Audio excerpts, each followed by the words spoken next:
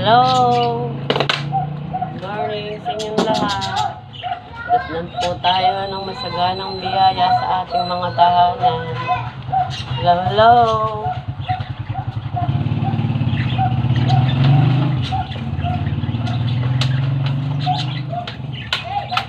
Nagdidilig po ako ng mga halaman.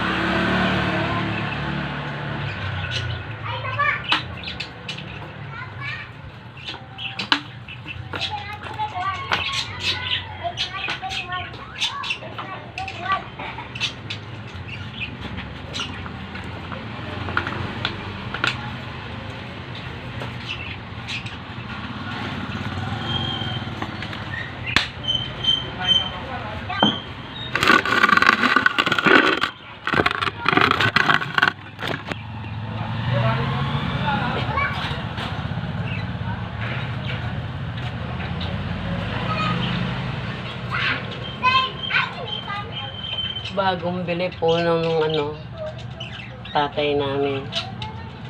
Kanya, tinusok ko dito sa lupa.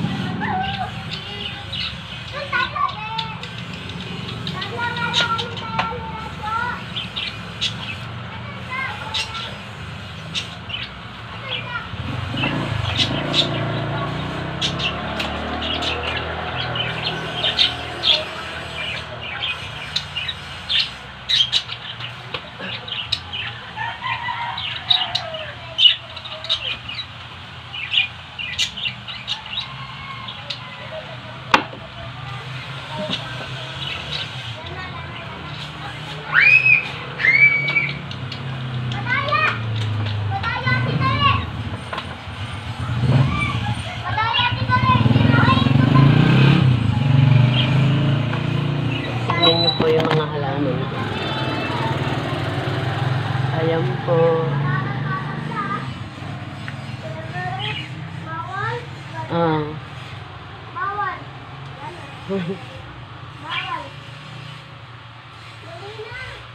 tawag po dito,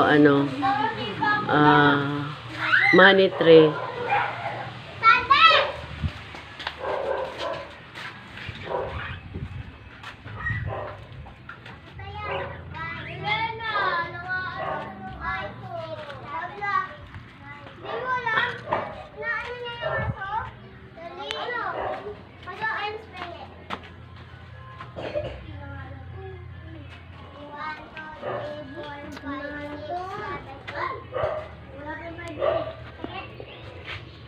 Hello, hello. Sana nagustuhan ninyo vlog ko. Bye-bye. Naiberhinya nagsasabing, God bless you all. I love you all.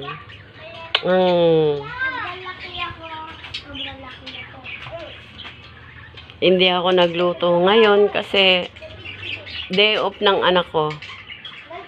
Alam mo, kahit day off niya dahil sobrang sipag niya. Nagtitinda siya ng tusok-tusok, fishball, at saka kikiam, at saka turon, at saka lumpiang gulay, palamig. Ewan ko ba, gusto niya trabaho ng trabaho, imbis pahinga niya linggo ngayon. Ayun, magtitinda daw siya, sayang daw yung araw. Wala naman daw siyang gagawin. Sabi ko nga, magpahinga siya eh. Sabi niya, nakaka-boring daw, magpahinga. Sobrang sipag ng anak ko. Proud talaga ako sa kanya. Nga lang, dahil mahal ang bilihin dito sa Pilipinas, taas ng taas yung mga presyo, pero yung sahod hindi naman tumataas. Kinukulang pa. Tulad yung yung ilaw, yung electric bills.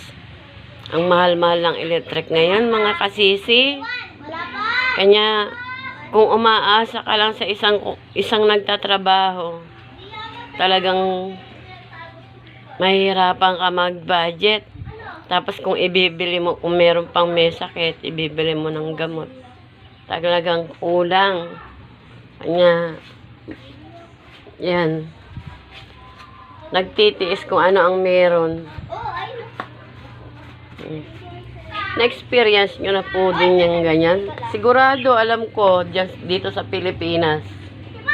Dito sa Pilipinas, bibihira lang talaga yung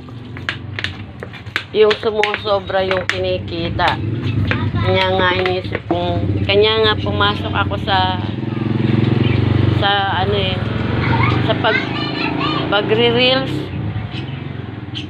Kahit sana man lang makadagdag sa pangangailangan, tsaka makatulong sa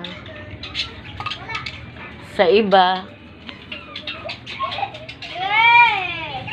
Kasi sa panahon ngayon, dapat kailangan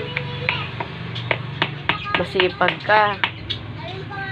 Kung nasa bahay ka, gumawa ka rin ng paraan para kumita ka kahit papano.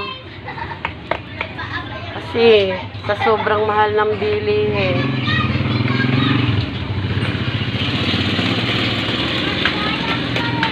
hindi mo mabili lahat ng gusto mo. Tipid-tipid, laging tipid-tipid. Yung Pilipino ha, laging tipid-tipid.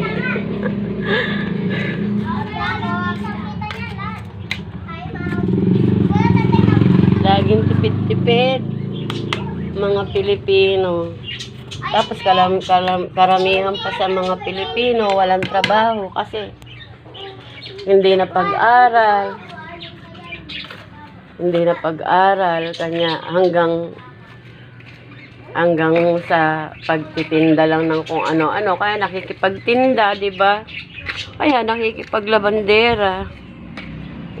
Pero dahil high-tech na ngayon ng paglalabada, ano na, washing machine na, hindi na masyadong nahihirapan yung mga naglalaba. Hindi katulad ko no, pumasok ako ng labandera, hindi naman uso noon yung ano, yung washing machine, mano-mano. Tapos sumasahod ka lang, magkano lang. Mabuti nga ngayon, washing machine. Nakakabawas sa persadong brasong pagpipiga. Hello!